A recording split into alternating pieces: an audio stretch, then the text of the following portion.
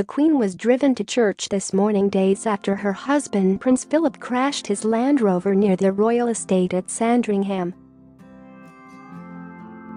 She and Philip, 97, were both spotted driving without seatbelts this week despite the Duke of Edinburgh's horror smash, but the Queen was chauffeured to the service in a black Bentley today.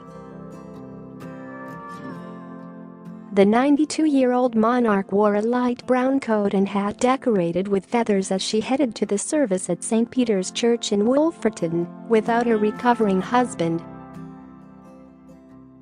Her son Prince Andrew, the Duke of York, joined his mother at the service near the estate in Norfolk, where the royal family celebrated Christmas last month.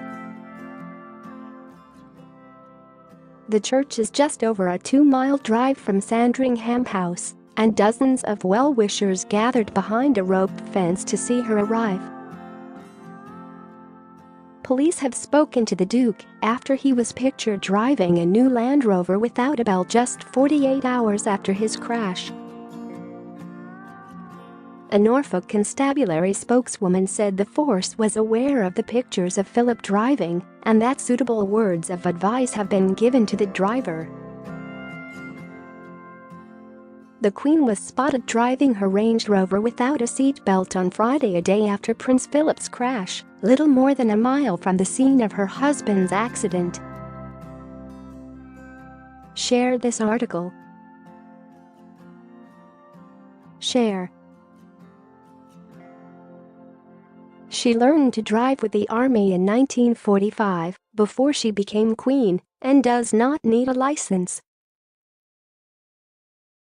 Under UK law, it is compulsory to wear a seatbelt if there is one fitted, but the Queen is immune from any civil or criminal proceedings. Buckingham Palace insisted earlier this week that the monarch was careful to ensure she privately complied with the law.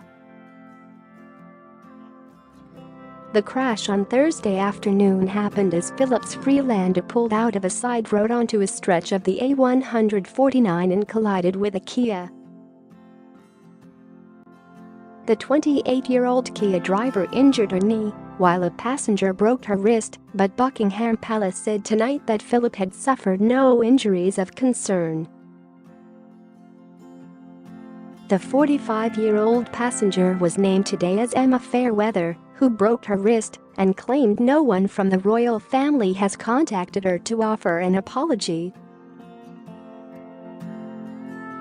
Ms. Fairweather described how she couldn't stop screaming after the crash and said she had no idea if he's sorry at all. Buckingham Palace had said the Duke exchanged well wishes with the driver and passenger, but Ms. Fairweather said she had received no such contact.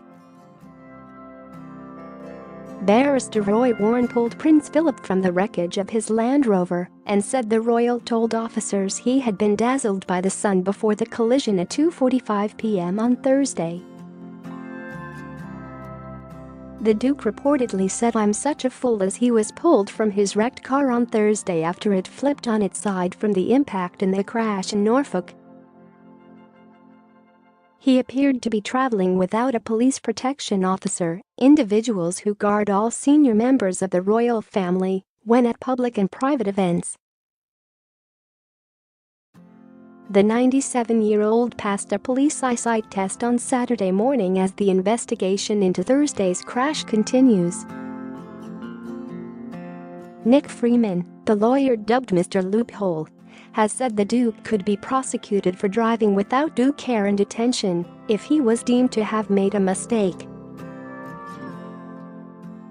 But he added, "If the sun was so low and right in your eyes, sometimes it's impossible to see, and that may well have been the case, and that would afford him a defense."